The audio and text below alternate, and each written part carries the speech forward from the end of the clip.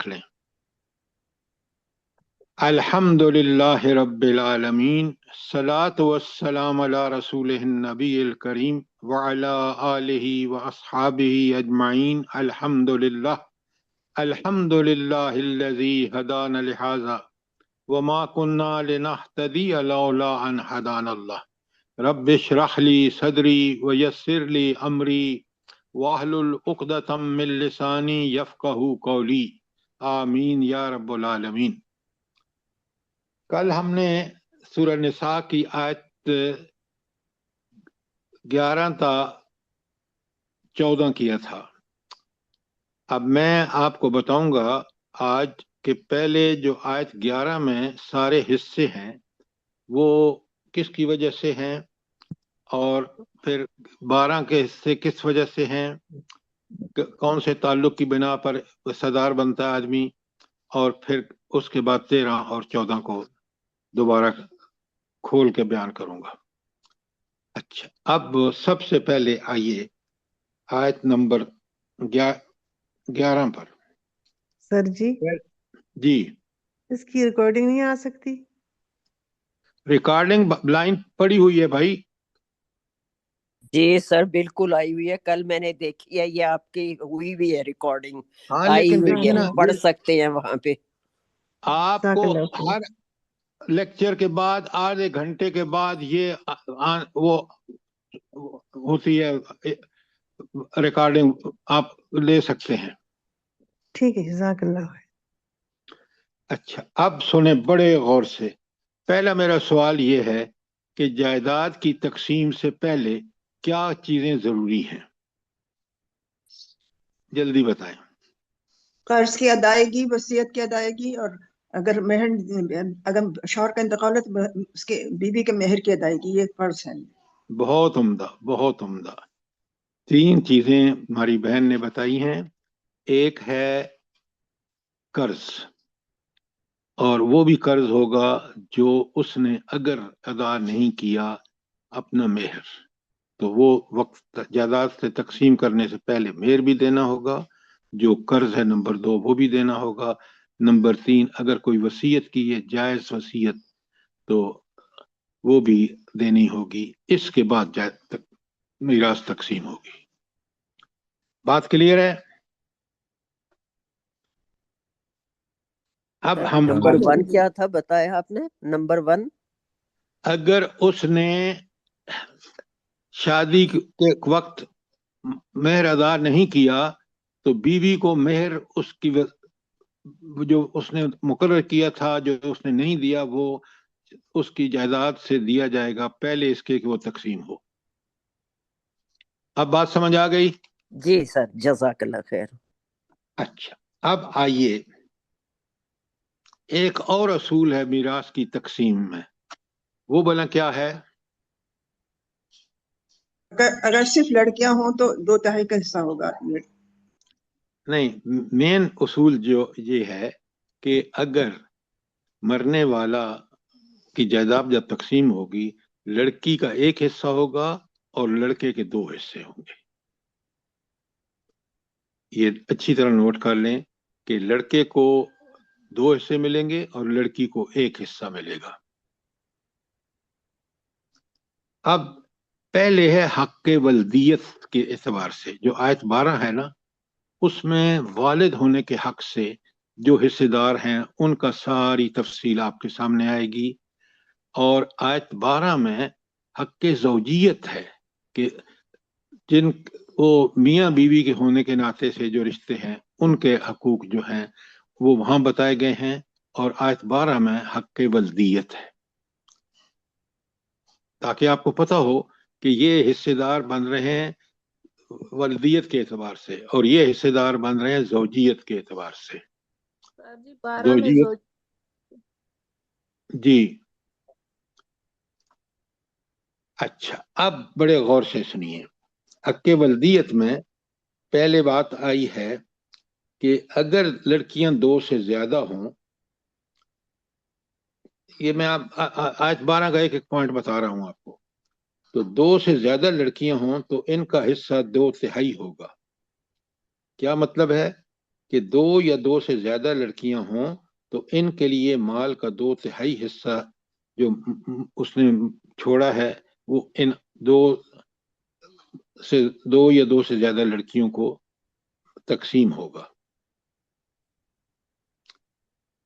یعنی اس کی کل لڑکیاں ہی ہیں، یا تو 2 ہیں یا 2 سے زیادہ ہیں، تو پھر ان میں 2/3 تقسیم ہوگا سب لڑکیوں میں. اب ایک ہی لڑکی ہے اگر اور کوئی نہیں ہے اور وہی وارث ہے تو اس کو کتنا ملے گا؟ آدھا ملے گا. لکھ لیا آپ نے؟ جی سر. اچھا، جی سر. اب اگلی بات یہ ہے کہ اولاد بھی ہے، ماں باپ بھی ہیں، تو ماں باپ کا حصہ کتنا ہوگا؟ چھٹا حصہ ہوگا. چھٹا حصہ 1/6. شاباش. اچھا، اور 1/6 جو ہے ان کو ملے گا دونوں کو. اس کے بعد اولاد میں تقسیم ہوگی. اگلا نقطہ یہ ہے کہ اولاد نہ ہو تو ماں کا حصہ کتنا ہے؟ اولاد نہیں ہے اور میاں مر چکا ہے، بے اولاد مرا ہے، تو اس کی بیوی کا حصہ کتنا ہوگا؟ تہائی حصہ ہوگا. ثلث.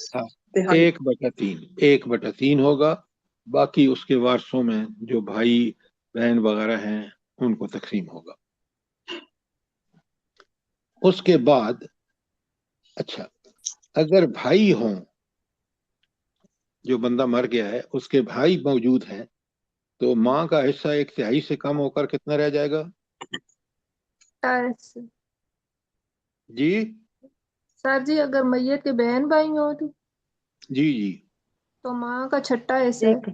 شاباش ایک شاباش. ماں کا حصہ 1/6 ہو جائے گا، چھٹا حصہ ہوگا.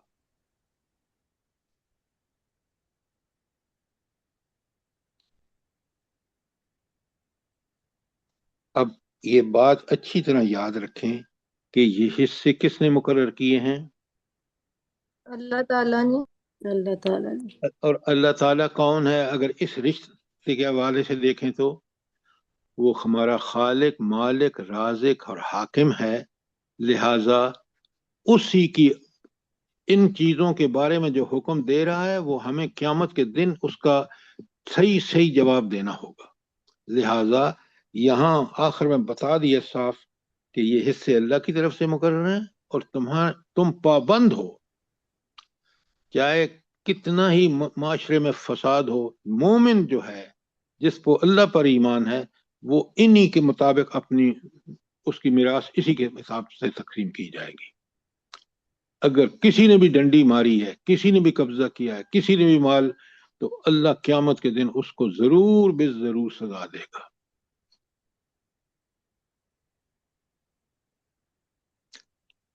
اچھا، اس شخص کی توبہ کب قبول ہوگی جس نے مال مارا ہے؟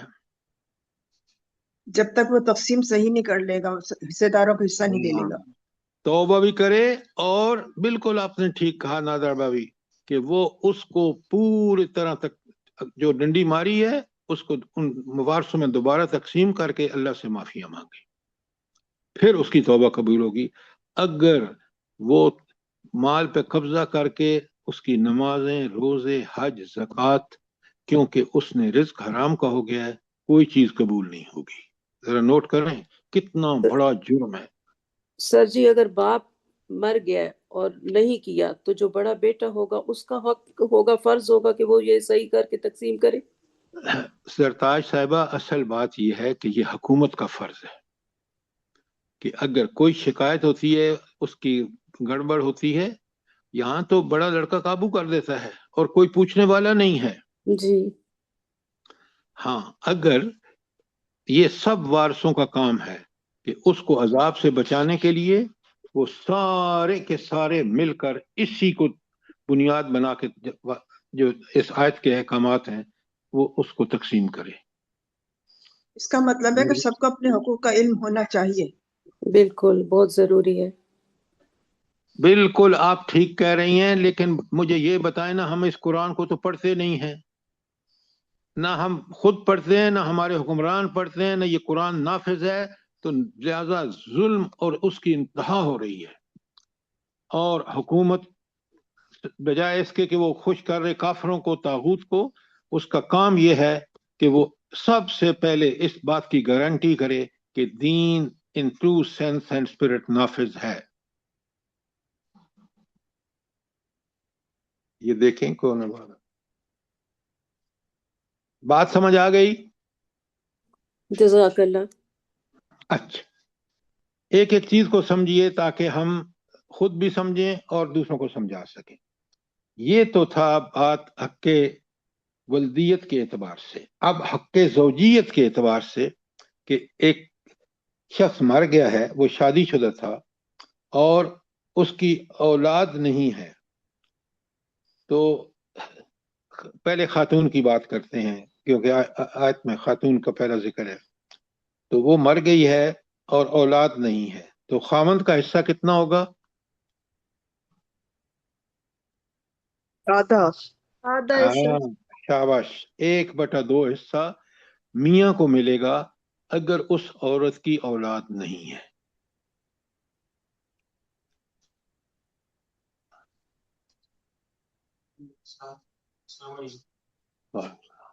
اچھا، اگر اولاد ہے تو 1/4 حصہ۔ شاباش، اگر اولاد ہے تو 1/4 تو میاں کو ملے گا، اور ان کو ذرا کام بتاؤ اور یہ کام کریں۔ 1/4 تو ان کو 1/4 میاں کو مل جائے گا، باقی اولاد اور وارث جو بھی قریب الاقرب ہوگا۔ اچھا، اگر میاں مر جائے تو بیوی کو کتنا ملے گا؟ اولاد نہیں ہے۔ 1/4 سر۔ اس صورت میں چوتھائی ملے گا۔ شاباش، آپ سب ٹھیک کہہ رہے ہیں، 1/4 ملے گا، باقی جو ہے وہ 3/4 تقسیم ہوگا اس کے ماں باپ بہن بھائیوں میں۔ اچھا، اگلی بات، اولاد ہو تو بیوی کو کتنا حصہ ملے گا؟ 8واں، باقی اولاد اور جو بھی وارث ہیں ان میں تقسیم ہوگا۔ شاباش، یہ تو سارے حصے ہو گئے حقوق ولدیت اور حقوق زوجیت کے۔ اب دیکھیں نا، کوئی مشکل ہے اس میں؟ کاش ہم اس کو قرآن کو پڑھیں، اس لیے کہ ہمیں ان تمام چیزوں پر عمل کرنا ہے۔ کیوں عمل نہ کریں گے تو دنیا بھی برباد اور آخرت بھی برباد۔ اور آج آپ کے ملک میں جو ہو رہا ہے اس کی کہیں جہالت کے زمانے میں مثال نہیں ملتی۔ علل اعلان لوگ کہتے ہیں نہیں جی، ہم بڑے بھائی کہتے ہیں ہم نہیں دیں گے، وارث کہتے ہیں ہم نہیں دیں گے، وارثوں میں سے ایک آدمی کہتا ہے۔ تو اب آپ خود سوچ لیں، یہ اس لیے ہم نے کھول کے پڑھے سمجھے ہیں تاکہ ہم لوگوں کو بتا سکیں۔ جی سر، ایک جاننے والوں میں قرآن پاک حفظ کیا ہوا ہے اس نے، تو وہ کہتا ہے کہ کوئی ادھر آئے گا حصہ لینے تو میں گولی ماروں گا اس کو۔ اب دیکھیں نا، یہ تو ایک تو گناہ ہے نا جائیداد تقسیم نہ کرنے کا، دوسرا اس کو سب سے بڑا گناہ ہوگا کہ قرآن حفظ کر کے یہ قرآن کے خلاف کر رہا ہے۔ یہ ہے سمجھیں کہ قرآن کے معنی نہ سمجھنا، قرآن کے مطلب اور مقصد کو نہ سمجھنا، اس کے بعد منمانی کرنا۔ تو یہ حافظ صاحب بھی جو ہیں، کتنی بڑی دولت تھی حفظ کی ان کے، لیکن اس نے اس کو بھی پاس نہیں کیا، اس لیے یہ بہت بڑا مجرم ہے۔ بدبختی ہے سر اس حافظ کی۔ اب آگے سنیں، اب مسئلہ رہ جاتا ہے کلالہ کا۔ اچھا، کلالہ کے بارے میں ایک چیز بڑا کلیئرلی سمجھ لیں تاکہ مسئلہ کلیئر ہو جائے۔ کلالہ جو ہے اس کی ڈیفینیشن میں فرق ہے۔ مثلا ایک گروہ کہتا ہے کہ کلالہ وہ شخص ہے جو لاولد بھی ہو اور اس کے ماں باپ اور دادا بھی نہ ہوں،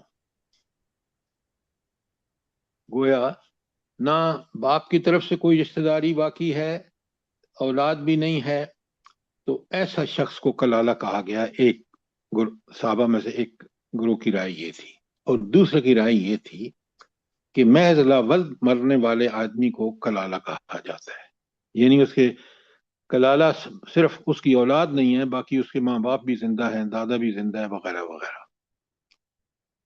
اچھا، اب حضرت ابو بکر صدیق رضی اللہ تعالی عنہ کا موقف جو تھا وہ پہلا تھا۔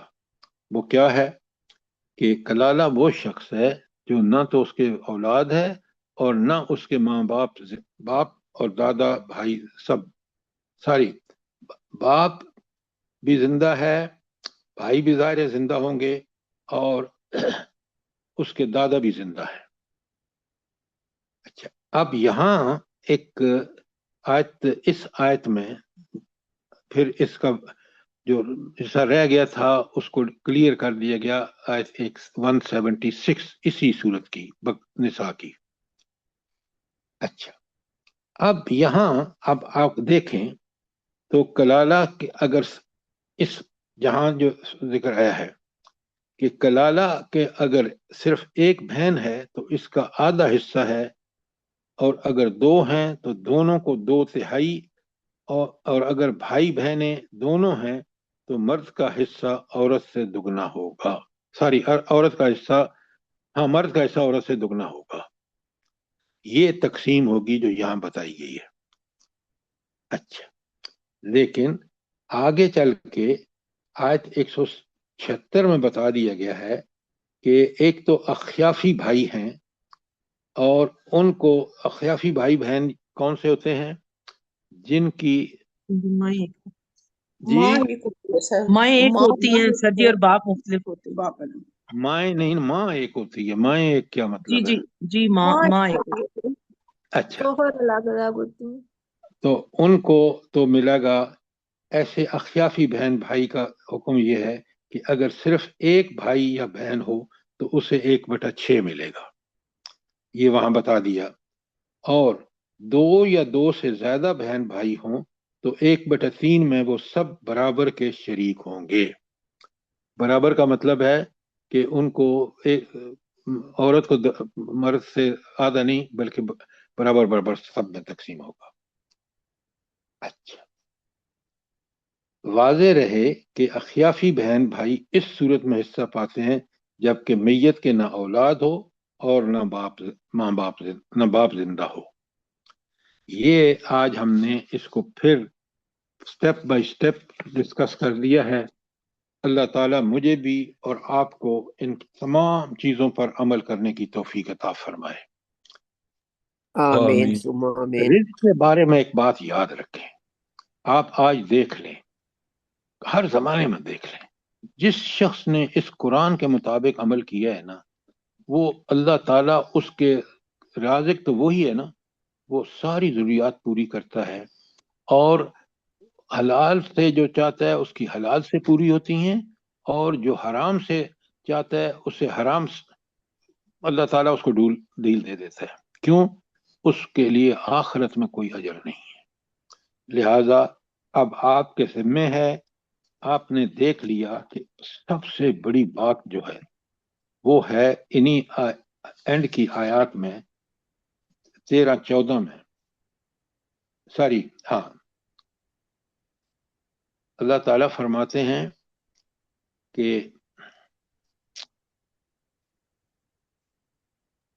تلک حدود اللہ، یہ حدود ہیں، یہ جو تقسیم کا اللہ تعالیٰ نے بتایا نا کہ اتنا حصہ اتنا حصہ اتنا حصہ، یہ حدود ہیں، اور ان میں نہ کمی ہو سکتی ہے نہ بیشی ہو سکتی ہے، اس لیے کہ یہ حدود کو توڑنا ہوگا، اور حدود کے توڑنے والے کو اللہ تعالیٰ نے صاف بتا دی ہے۔ تو ڈاکٹر صاحب آپ جو بتا رہی تھی نا، وہ اس دنیا میں اللہ حلیم ہے، یہاں تو اس نے لوگوں کو کہا کر لو جو کرنا ہے، جائیداد میں ڈنڈی مارنی مار لو، اس لیے میں یہاں تو شاید آپ کو نہ دوں تکلیف اور آپ کو پکڑوں نہیں، آخرت میں ضرور پکڑوں گا۔ تو یہ تھا میں نے جو آج آپ کو بتانا تھا، کہ تاکہ ہم اپنی طرف سے پوری طرح سمجھ لیں اور سمجھا دیں لوگوں کو، تاکہ لوگ اس قرآن کو جاننے کے باوجود کرتے ہیں۔ تو اللہ نے اپنے نبی صلی اللہ علیہ وسلم سے بھی کہا ہے کہ آپ کا کام پہنچا دینا ہے، رہا اس پہ عمل کرنا، اگر کریں گے تو فائدہ انہی کو ہوگا، اور اگر اس میں کمی بیشی کریں گے تو نقصان انہی کو ہوگا آخرت میں۔ اسی آیت کے آخر میں اللہ تعالیٰ نے دودھ کی پاسداری کرنے والے کا انعام بھی تو بتا دیا ہے کہ جنات تخلیق تجری من تحت الانہار خالدین فیہا، اور ذالک الفوز العظیم۔ آپ ایک چیز نوٹ فرمائیں، کبھی اگر مجھے اور آپ کو احساس ہونا کہ دنیا عارضی ہے اور دائمی اور ابدی تو جنت اور جہنم ہے آخرت میں، آج چند روزہ دنیا میں زندگی، آپ دیکھیں حلال کھانے حلال کمانے والوں کی زندگی بڑی پرسکون ہوتی ہے، کیوں؟ ان کو پتہ ہے کہ جو رزق میں کھا رہا ہوں وہ حلال ہے، جو عبادت میں کر رہا ہوں، جو توبہ طائب کر رہا ہوں، اللہ قبول فرمائیں گے۔ لیکن جو شخص اس چیز کو نہیں سمجھتا اور دنیا کی مفاد میں ملوث ہے، اللہ قرآن میں بار بار کہتا ہے، آپ دیکھیں سورۃ تکاثر پڑھیں، الہاکم التکاثر حتی زرتم المقابر، کرتے کرتے کب لبے گور پہنچ جاتے ہیں، اور پھر اس کے آگے پڑھیں تو آپ کو سمجھ آئے گا قرآن نے کیا بتایا ہے، کیا وارننگ اور کیا تنبیہات دی ہیں۔ اللہ مجھے بھی اور آپ کو انہی کے مطابق زندگی گزارنے کی توفیق عطا فرمائے۔ آمین آمین۔ سر جی میں نے کئی آمین لوگ ثم دیکھے ہیں آمین۔ کہ وہ جنازہ اٹھاتے ہیں تو وہ پوچھتے ہیں کہ اس میت کا کوئی قرض تو نہیں دینا، اس کے کوئی قرض تو نہیں ہے اس کے ذمہ، اور وراثت کا نہیں پوچھتے، قرض کا ضرور اکثر سمجھدار لوگ پوچھتے ہیں کہ جو دنیا سے چلا گیا اس کا کوئی قرض تو نہیں ہے۔ دیکھیں میری عرض سنیں، آپ نے فرمایا کہ وہ تو ایک ان پر فرض حق ہے وارثین پر کہ اس کی جائیداد کو، اس کے قرض کو بھی ادا کریں، اگر اس نے مہر نہیں دیا اس کو بھی دیں، اور اس کے بعد اس کو تقسیم کریں ان آیات کے مطابق۔ یہ مولوی کے بتانے کا ذمہ نہیں ہے، یہ میرے اور آپ کے ایمان کا تقاضا ہے کہ ہم جس چیز کے ہم وارث ہیں اس کی تقسیم 100% قرآن کی ان آیات کے مطابق ہونی بالکل۔ چاہیے۔ آپ نے جب 13 اور 14 میں پڑھ لیا کہ ایک کا نتیجہ جو دے گا ان کے مطابق عمل کرے گا اس کو کیا انعام ملیں گے، جیسے ابھی ہماری بہن بتا رہی تھی، اور جو اس کی خلاف ورزی کرے گا اس کی کیا رسوائی ہوگی، یہ ساتھ آپ کو مجھے بتانا ضروری ہے۔ باقی جو سر جی کریں گا، یہ جو آپ نے حلیم کا مطلب بتایا نا بڑا کلیئر ہو گیا اب مجھے سر جی، کہ جیسے کہ آپ نے کہا کہ دنیا میں تو وہ چھوڑ دے گا، دنیا میں تو وہ دندناتا ہی پھرتا ہے، کہتا ہے کہ مجھے اللہ پوچھتا ہی نہیں، میں نے وراثت کا حق مارا ہے تو اللہ نے کوئی مجھے پکڑا ہے۔ بڑا اچھا مطلب آپ نے اس کا مفہوم سمجھا دیا۔ اللہ تعالیٰ مجھے بھی اور آپ کو، دیکھیں نا قرآن نے کوئی کمی نہیں چھوڑی کہ دنیا میں کر لو جو کچھ کرنا ہے، وہ دائمی زندگی میں جو میں تمہیں پکڑوں گا تو اس کا تمہیں پتہ چلے گا کہ یہ دنیا میں جو میں کاش، دیکھیں نا کافر کیا کہتا ہے، آپ سورہ نبا میں پڑھتے ہیں نا، یا لیت، ہاں کن تو ترابا، کاش میں مٹی ہوتا، اس دن یہ کہیں گے۔ اچھا، اب ہم چلتے ہیں آج کے مضمون کی طرف۔ آیت نمبر 15، آپ نے کبھی نوٹ کریں ذرا ان کو غور کریں کہ جائیداد کی تقسیم کا اصول بیان کر کے اللہ تعالیٰ نے کس قدر اس کے فائدے ہیں، اور کتنا اللہ نے کرم کیا کہ انسان ساری دنیا مل کے بھی یہ فیصلہ نہیں کر سکتی تھی کہ کون انسان کے لیے نفع بخش ہوگا رشتہ داری میں، کون نہیں ہوگا۔ اللہ تعالیٰ نے جس نے پیدا کیا، جس نے انسان کی نفسیات، اس کے دلوں کے راز سے واقف، اس نے پوری طرح کھول کے بیان کر دیا۔ اب جو عمل نہیں کرے گا وہ بھگتے گا، جیسے آیت 13-14 میں ہے۔ اب دیکھیں کہ یہاں ذرا قرآن کی عظمتیں دیکھیں کہ اللہ تعالیٰ کی یہ کتاب کس طرح پوری زندگی پر محیط ہے۔ مثلا آگے دیکھیں، آگے آ رہا ہے کہ یہ جو 15 اور 16 میں سب سے بڑا معاشرے کو تباہ کیا چیز کرتی ہے؟ अखलाकी फहाशी से हाँ फहाशी। आज आप देख रहे हैं, आप यूरोप को देख लें, अमेरिका को देख लें, ये ना अफगानिस्तान में लड़ सके इतनी तादाद और असले के बावजूद, और ना ईरान से लड़ सके। क्यों? इस फहाशी और अय्याशी ने उनका बिल्कुल सत्यानाश कर दिया है। वो जिंदगी जीते इसलिए हैं कि वो फहाशी और उरियानी करें, वो इस जिहाद के लिए वो तैयार ही नहीं है। जिहाद के लिए तैयार होता है मोमिन, जो हकीकी ईमान रखता है कि मुझे जो कुछ अल्लाह ने दिया है, अगर मैंने उसको अल्लाह के दीन के गलबे के लिए इस्तेमाल न किया तो मैं क़यामत में सिर्फ मेरी नमाजें रोजे मुझे नहीं बचा सकेंगे। अब बड़े गौर से सुनिए, कितनी प्यारा अल्लाह ताला ने बंदोबस्त किया है इंसान को वार्निंग देने का। अल्लाह ताला फरमाते हैं वल्लती यातीना यातीन अल्फाहिशता मिन निसाइकुम, और तुम्हारी औरतों में से जो कोई किसी बेहयाई का इर्तिकाब करें। अब पहले तो हुक्म दिया कि ये शादीशुदा औरत के बारे में फस्तशहिदू अलैहिन्ना अर्बतम मिनकुम, तो उसमें मैं उस पर अपने में से 4 गवाह लाओ। देखें अदल का भी मेयार देखें कि ऐसे नहीं कि उठ के आप इल्जाम लगा दें और उसको सजा दिलवा दें, नहीं, वो 4 गवाह नहीं होंगे तो मामला निपटेगा नहीं। तो निसाब 4 शहादतें हैं, और फरमाया फ़इन शाहिदू, और अगर वो इस बात की शहादत दें कि हाँ वो मुजरम साबित होती हैं, फमसिकूहुन्ना फिल बुयूत, तो उनको अपने घरों में बंद कर दो। ये क्यों? इब्तदाई हुक्म है, फिर इसका फाइनल हुक्म आ गया है कि शादीशुदा औरत हो तो क्या करो, अगर गैर शादीशुदा है तो क्या करो। इसके जवाब जो है सूरह आज़ाब में आगे आ जाएगा। सूरह नूर में सर। जी सूरह नूर में, आई एम सॉरी जज़ाकल्लाह। अच्छा, उसके बाद कहते हैं कब तक बंद रखो, हत्ता यतवफ़ा हुन्नल मौत, यहां तक कि उनको मौत आ जाए। अच्छा, यहां भी अगर आप देखें ना कि अल्लाह ताला उनके लिए कोई सबील पैदा कर ले, वो सबील फिर जैसे डॉक्टर साहब ने कहा कि सूरह नूर में आई है कि फिर उनके लिए फैसला आ गया। अच्छा, यहां भी आप देखें ना कि ये बदकारी के बारे में इब्तदाई हुक्म था।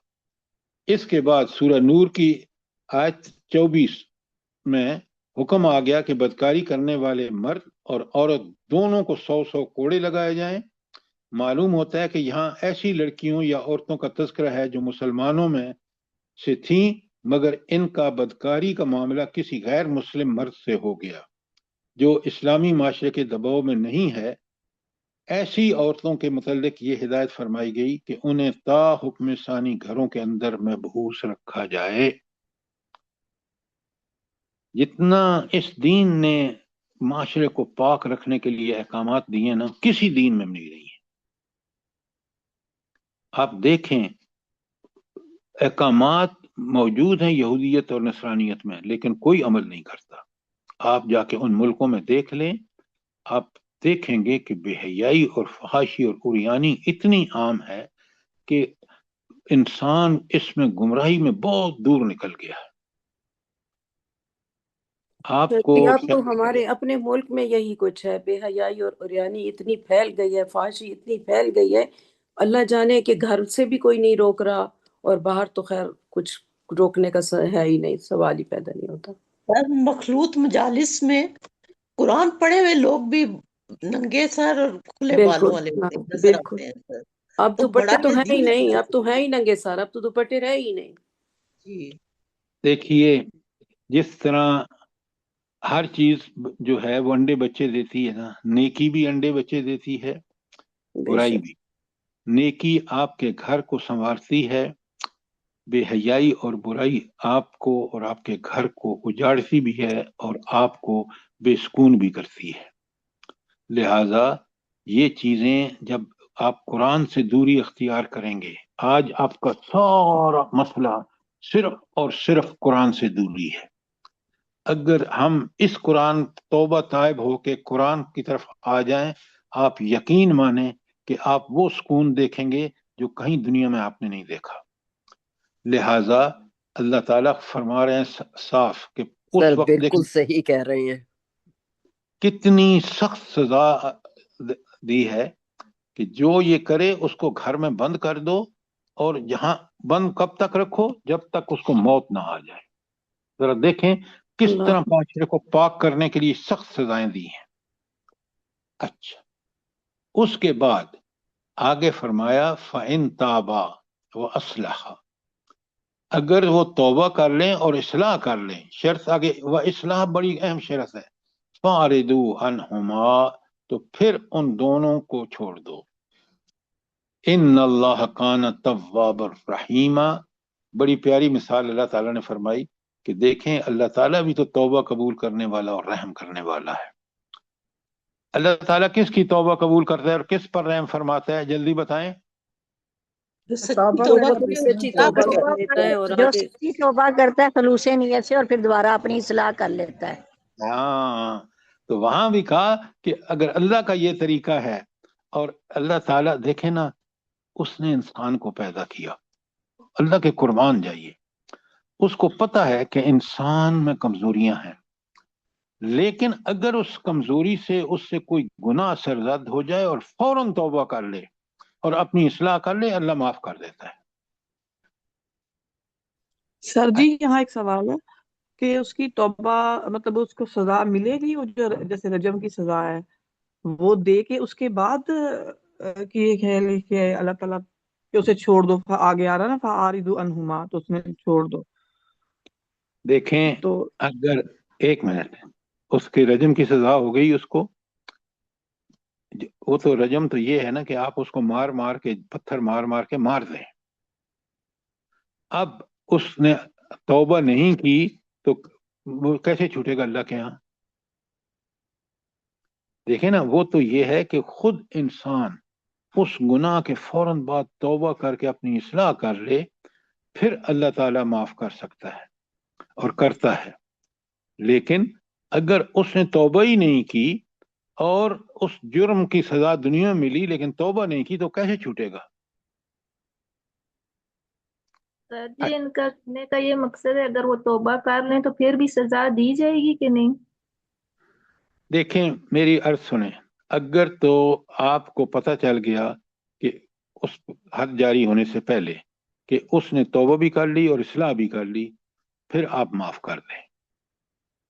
لیکن اگر اس کا کوئی ثبوت نہیں ہے تو پھر اس کو سزا ضرور دی جائے گی۔ بات سمجھ آ گئی کہ نہیں آئی؟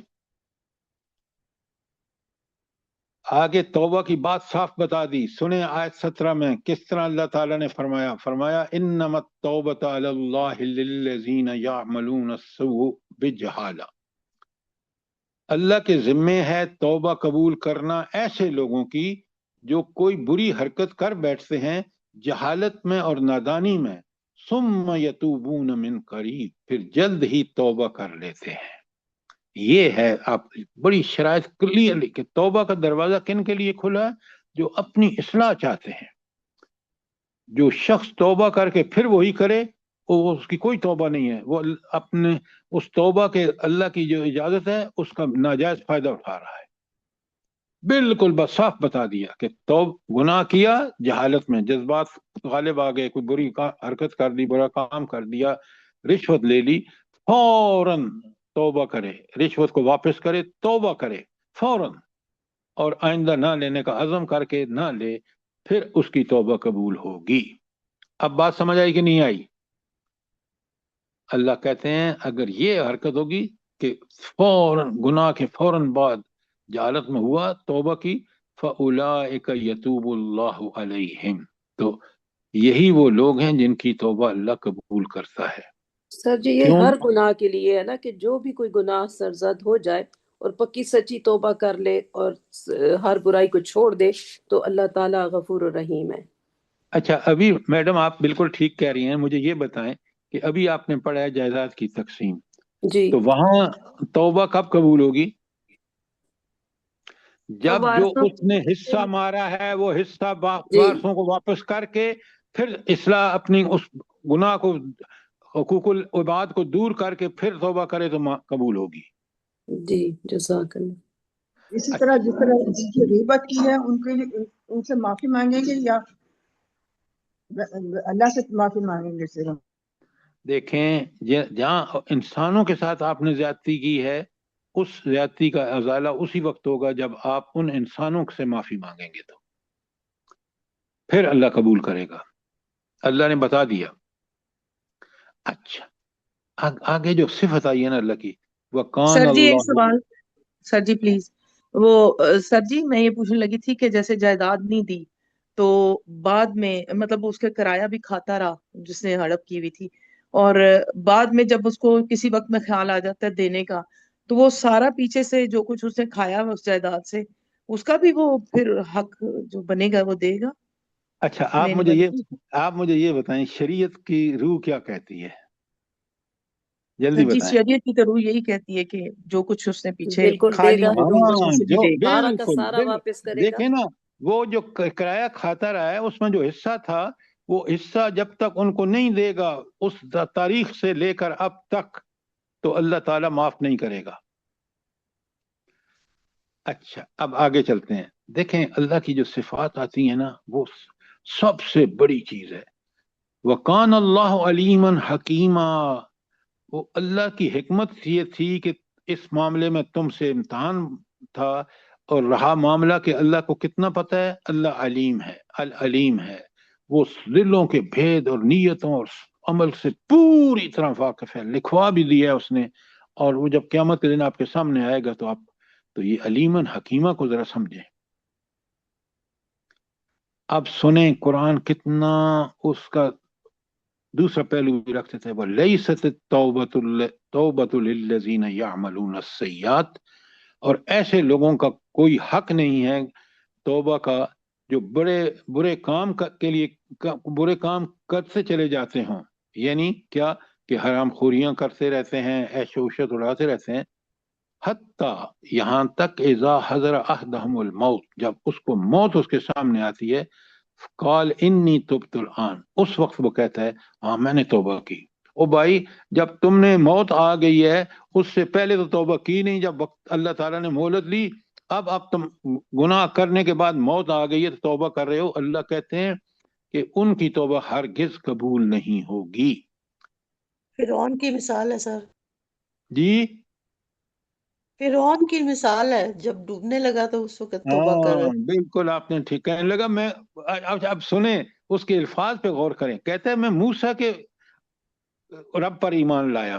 وجہ جی ایسی سچی توبہ کا اس نے اظہار کیا کہ ایسے کہ اس نے کہا میں تو جھوٹا خدا بنا ہوا تھا، میں تو اس نبی پر اس ایمان لایا اس اللہ پر جو موسیٰ کا رب ہے، لیکن اللہ نے قبول نہیں کیا.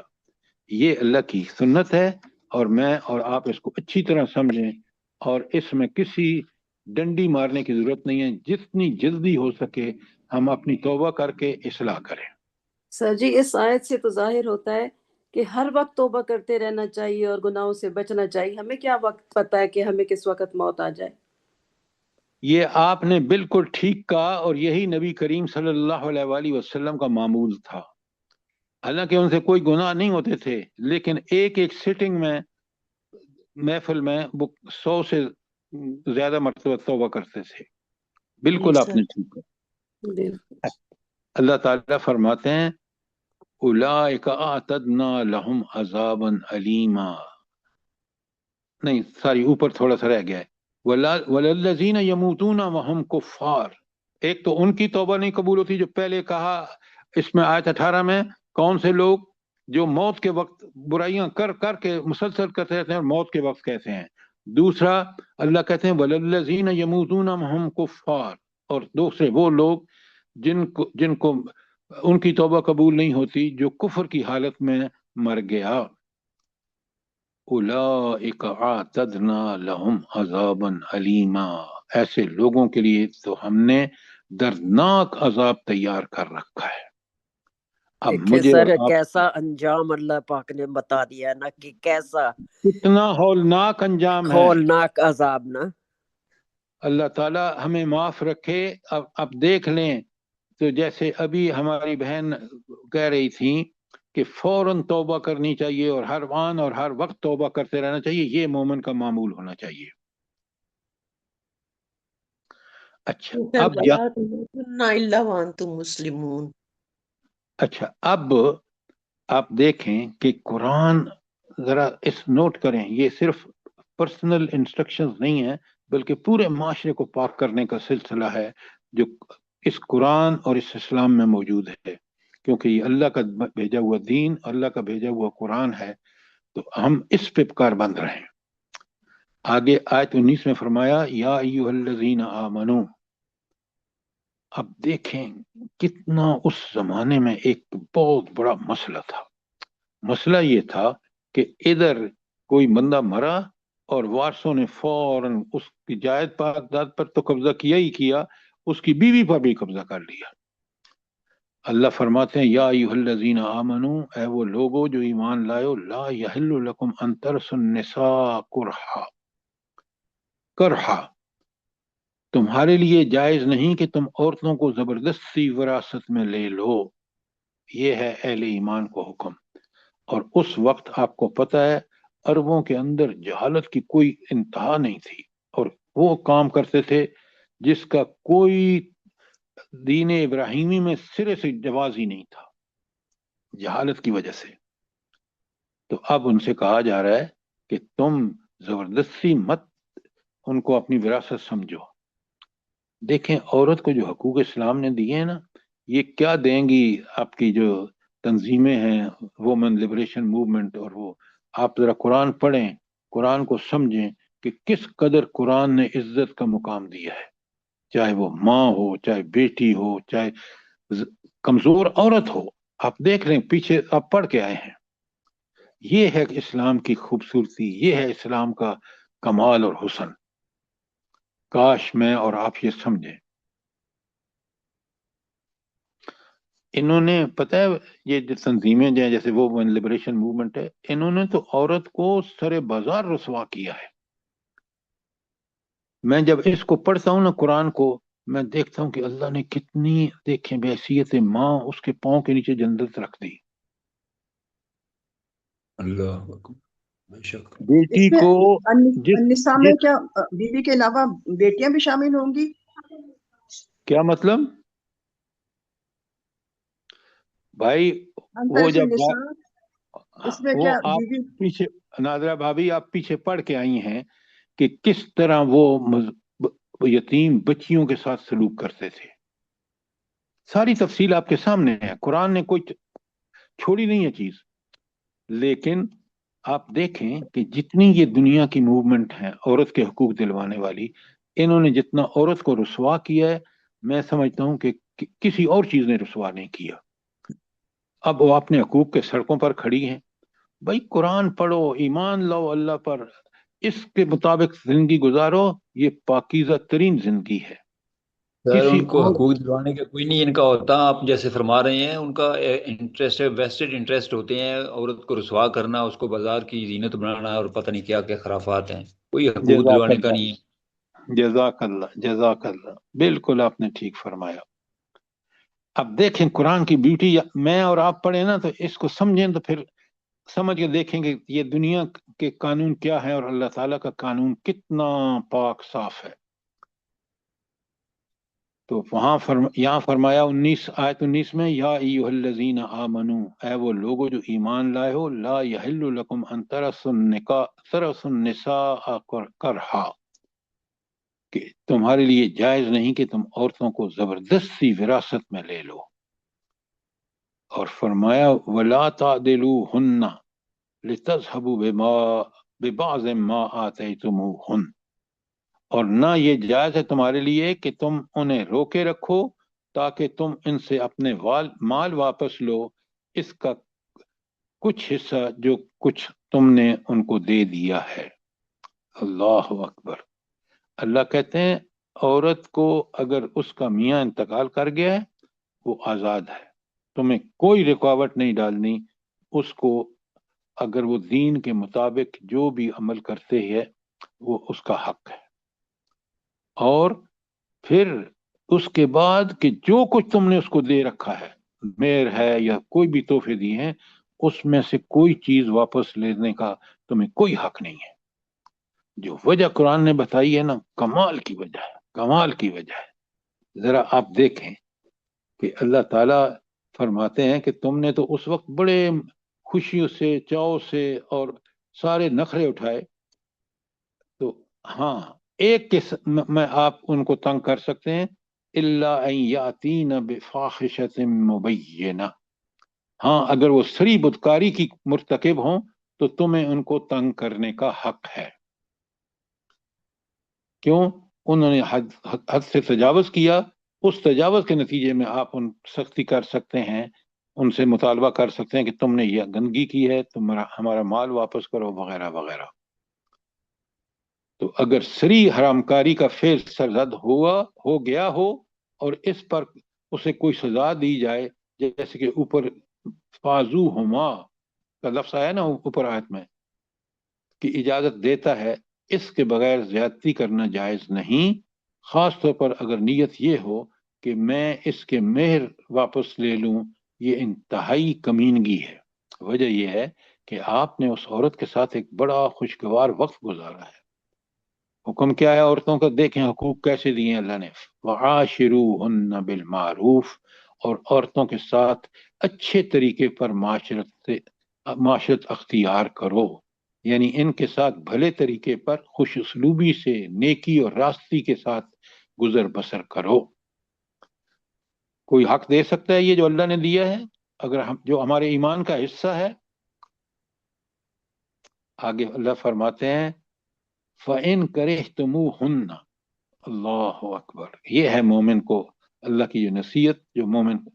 और अगर वो तुम्हें नापसंद हों, फ़असा अन तकरहू शैआ, हो सकता है एक चीज तुम्हें नापसंद हो, वयजअलल्लाहु फीहि खैरन कसीरा, और अल्लाह ने तुम्हारे लिए बहुत कुछ बेहतरी रख दी हो। मैं आपको एक मिसाल देता हूँ। एक नेक औरत है लेकिन है शक्ल सूरत में अच्छी नहीं है। अब अगर कितनी बड़ी बात है ये, इस आयत के सामने रख कर इसको देखें कि वो औरत नेकी की वजह से मियाँ की भी खुद ताबेदार होगी, बुराई भी नहीं करेगी, फहाशी में नहीं करेगी, औलाद की तरबियत भी बेहतरीन करेगी। ये वही औरत कर सकती है जो दीनदार हो। अगर खूबसूरत है और उसके सारे अमाल कुरान के खिलाफ हैं, तो वो तो बहुत ही बुरी औरत है, चाहे शक्ल कितनी उसकी अच्छी है। तो अल्लाह ताला देखें किस तरह, तो अल्लाह ताला फरमाते हैं कि वो औरतें जो तुम्हें नापसंद हो सकता है कि किसी शय को तुम नापसंद करो, दरा हालांकि अल्लाह ताला ने इसमें तुम्हारे लिए खैर कसीर रखी है। तो मैंने आपको एक मिसाल से समझाया है, और मैं और आप हमेशा इस चीज को देखें, मियाँ नेक है, ये आप पर अल्लाह का फजल है कि उसकी नेकी की वजह से आपको कोई नुकसान नहीं पहुंचेगा, बल्कि फायदा ही फायदा है। वो आपके हुकूक की भी निगरानी करेगा, आपके सारे जो दीन में हुकूक रखे पूरे करेगा। लेकिन अगर मर्द या औरत इस मामले में कमजोर हैं कि अल्लाह के दीन पर अमल करने वाले नहीं हैं, फिर अल्लाह ताला ने जो आपके साथ मामला हो रहा है उस पे तो आप रिएक्ट कर सकते हैं। लेकिन अगर ये चीज है कि वो उसमें खैर कसीर है, फिर आपने उसके साथ बहुत अच्छा निभाह करना है। अल्लाह ताला फरमाते हैं, देखें औरत के हकूक और औरतों की कमजोरियों को पेश नजर रख के अल्लाह ने कैसा कानून बदिया है। व इन अरदतुम इस्तिब्दाला ज़ौजिन मकान ज़ौज, और अगर तुम्हारा एक बीवी की जगह दूसरी बीवी ले आने का हो, ये प्रोग्राम हो कि जुदाई नागुज़ीर है, कि तलाक गुजारा नहीं चल रहा, तो फिर क्या करो? वह आतई तुम इहदाहुन्ना किंतार, और इनमें से किसी एक को तुमने ढेरों सामान दे दिया है, फला ताखुजूहु मिन्हु शैआ, उनमें से कोई चीज भी वापस ना लो। कितनी बड़ी बात है। और फिर अल्लाह फरमाते हैं अताखुजूनहु बुहतानम व इस्मम मुबीना, क्या तुम उसे वापस लोगे बुहतान लगाकर और सरी गुनाह करके। अंदाजा करें कि अल्लाह ताला किस तरह, अगर जुदाई भी मुमकिन हो, जुदाई भी हो रही है तो बेहतरीन तरीके पर। अल्लाह कहते हैं, कितनी प्यारी बात है, व कैफ ताखुजूनहु व कद अफज़ा बअदुकुम इला बअद, तुम उसे कैसे वापस ले सकते हो जबकि तुम एक दूसरे के साथ सोबत करके लुत्फ अंदोज हो चुके हो। तो देखा आपने कि कुरान ने जो बातें की हैं कितनी हकीकत पर मबनी हैं, और उन हालात और वाक़यात जो पेश आते हैं रोजमर्रा में, उनमें कितनी बड़ी रहनुमाई हमारे लिए। अल्लाह कहते हैं व अखज़ना मिनकुम मीसाकन गलीज़ा, और वो तुमसे मजबूत कौलो करार ले चुकी हैं। ये जो है ना मीसाकन गलीज़ा, ये निकाह, खुद उस निकाह को भी अल्लाह ने कहा कि ये अहद है, और अहद भी पक्का। गलीज़ का मतलब वो उर्दू वाला नहीं है, ऐसा निकाह जो पक्का सच्चा हो चुका है। और फिर तुमने इसके बारे में बहुत अच्छी तरह अमल करना है कि उन औरतों को जिनसे तुम अलग हो रहे हो बेहतरीन तरीके से अलग हो। आप देखते हैं किस रुसवाई का हम सामान करते हैं और कौन सी गंदी गंदी हरकतें करते हैं। और फिर फरमाया वो जो वहां गंदी रस्म थी ना कि इधर बाप मरा और जो माँ है सौतेली, उसको उसने अब उसका वारिस बन गया और उससे निकाह कर लिया। आगे अल्लाह ने आयत 22 में कहा वला तनकिहु मा नकह आबाउकुम मिन निसा, और जिन औरतों से तुम्हारे बाप ने निकाह कर चुके हैं तुम इनसे निकाह हरगिज मत करो। तो आपको पता है कि याम जाहिलियत में सौतेली माओं को निकाह करके या बगैर निकाह के घर में डाल लिया जाता था। ऐसे निकाह को उस माशरे में भी निकाह, यानी ये बहुत ही बुरा निकाह है। जाहिर है फितरत इंसानी तो ऐसे ताल्लुकात से आबा करती है, मगर इनके यहाँ ये रिवाज था। कुरान मजीद ने इस मुकाम पर इसका सख्ती से सद्देबाब किया है। सुभान अल्लाह, क्या बेहतरीन आयात है सर हाय जी। हाय, काश मैं और आप इसको समझें। सुभान अल्लाह, बड़ी चाहिए हमें, अल्लाह हमें वो जहन दे कि हम इन पे गौर व फिक्र करें, और हाँ, और हो इनकी जाता है हकानियत इंसान। देखें ना, जो अमली मसाइल हैं कुरान ने किस खूबसूरती से उनके हल पेश किए हैं, और बेशक हमें हमसे तकाजा किया कि हम अमल करें। अगर अमल नहीं करेंगे तो अपना ही नुकसान करेंगे। सब मर्द और औरतों को जरूर पढ़ना चाहिए, समझ अल्लाह अकबर, अल्लाह अकबर। मैडम आप देखें कि जो मर्द और औरत दोनों, मियाँ बीवी दोनों इस कुरान को समझते हैं ना, उनकी और उस पर बेकायदा अमल करते हैं, यकीन माने इतनी खुशगवार जिंदगी होती है। ये वही लोग बता सकते हैं जो इस पर अमल करते हैं। अल्हम्दुलिल्लाह, बेशक, सुभान अल्लाह, बेशक। ये दुनिया में ऐसी आपके इसके रवाबत होते हैं मोहब्बत शफकत के, कि आप इतने, क्योंकि कुरान और अल्लाह के हुक्म पे दोनों कारबंद होते हैं, तो बहुत शादो नाजर कोई डिफरेंस होता है। और अगर डिफरेंस होता है तो कुरान ने हल पेश कर लिया, दोनों उस पर ईमान रखते हैं, फौरन हल हो जाता है। बेशक, जज़ाकल्लाह। आगे अल्लाह फरमाते हैं इसी आयत 22 में इन्नहु कान फाहशतम व मक्ता, ये बड़ी बेहयाई की बात है और अल्लाह ताला के गजब को भड़काने वाली है। कौन सी? कि आदमी अपने बाप की उस बीवी से जो उसकी माँ है सौतेली, उसके साथ निकाह कर रहा है। अल्लाह इसको कहता है फाहशता व मक्ता, कि अल्लाह के एक तो बुरी बेहयाई की बात है और दूसरी अल्लाह के गजब को दावत देने वाली है। वसा सबीला, और कितना बुरा रास्ता है। तो आप देखें कि रिश्तों में निकाह का मामला किन से नहीं हो सकता। अब आगे नीचे आ रहा है, यहाँ ऊपर बता दिया कि सौतेली माँ भी तुम्हारी माँ है, उसको बीवी बना कर जब तुम रखते हो तो कितना बड़ा जुर्म करते हो। सुभान अल्लाह व बिहम्दिही सुभान अल्लाहिल अज़ीम। सर देखे कुरान शरीफ में एक एक आयत में कितने सबक की बातें हैं ना, लेकिन यही बात है कि हम लोग समझते नहीं है ना इन चीजों को। देखें, सिर्फ वो नहीं बल्कि हमारी जिंदगी को, दुनिया को खुशगवार बनाने के लिए यही लाहे अमल है जो कुरान ने बताया है। चाहे वो हमारी अजवाजी जिंदगी हो, चाहे हमारी माशी जिंदगी हो, चाहे हमारी माशरती जिंदगी हो, हर हाल में इन्हीं, देखें ना, आप खुद देखें, ये हवा की बातें नहीं है। आप देखें कि मदीने की रियासत जिसको आज हम आराम से कह देते हैं, अब भाई हमारे मुल्क में तो उसका अशर अशीर भी नहीं है।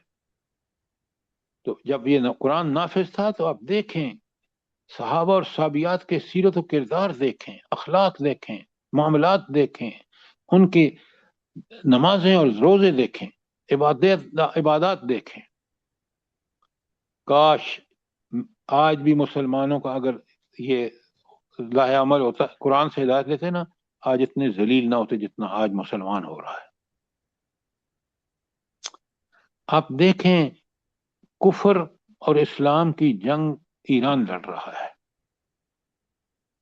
लेकिन हमारे लोग पता नहीं किन चक्रों में पड़े हुए हैं कि बजाय उसको की दुआ करने के, उसको सपोर्ट करने के, हम तफरकाबाजी में, जिसको अल्लाह ने बार बार कुरान में मना, वला वातसिमू बिहब्लिल्लाहि जमीअन वला तफर्रकू, और हम उसके बिल्कुल उलट कर रहे हैं। कोई आपका सवाल 22 के बारे में हो, 22 तक हो, बल्कि